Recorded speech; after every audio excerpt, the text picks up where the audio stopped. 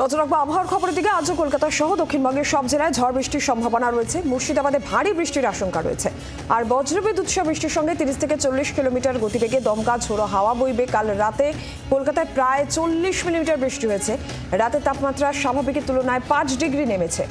এই কারণে আজকে দিনের সর্বোচ্চ তাপমাত্রা গতকালের তুলনায় 2 ডিগ্রি কম থাকতে চলেছে। আর উত্তরবঙ্গেও কিন্তু ভারী বৃষ্টির সতর্কতা রয়েছে।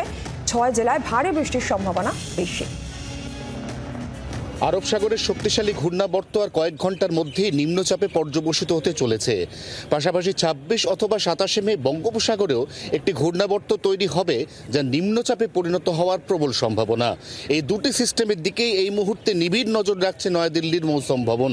এই দুটি সিস্টেমের পাশাপাশি ইতিমধ্যেই কেরালে অর্থাৎ ভারতবর্ষের মূল ভূখণ্ডে বর্ষা ঢুকে পড়া, সেটাও এখন সময়ের অপেক্ষা। সব মিলিয়ে পরিস্থিতি অত্যন্ত অনুকূল। তাই আপাতত আগামী শুক্র শনিবার পর্যন্ত দফায় দফায় ঘুরিয়ে ফিরিয়ে উত্তর এবং দক্ষিণবঙ্গের একাধিক জেলা বৃষ্টি পাবে।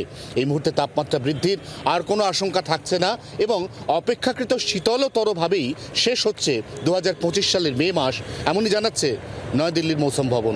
জি 24 ঘন্টার জন্য ক্যামেরায় তরুণের সঙ্গে অয়ন, কলকাতা। বাংলার আওয়াজ, বাঙালির আবেগ, জি 24 ঘন্টা।